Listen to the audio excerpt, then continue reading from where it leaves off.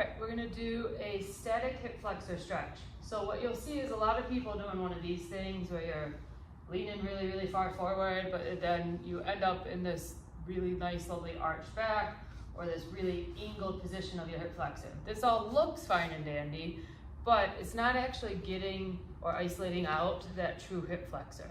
What we want to do is we want to kind of lock our pelvis in to be able to isolate out the hip flexor. So you're going to stay in this half kneel position, and then you're going to master the pelvic tilt. So the pelvic tilt is just thinking like you have a tail tucked under your tailbone, and you're pulling that underneath. So it's like you're rocking your pelvis back and then rocking it forward. So here is my relaxed position. I'm going to tuck that tailbone under, and by doing so, my glute gets activated and I start to feel a stretch go right through the front of this hip.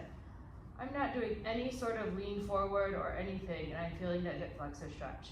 The pelvic tilt is the key to this hip flexor stretch. And then relax. So you're just going to hold it here and relax.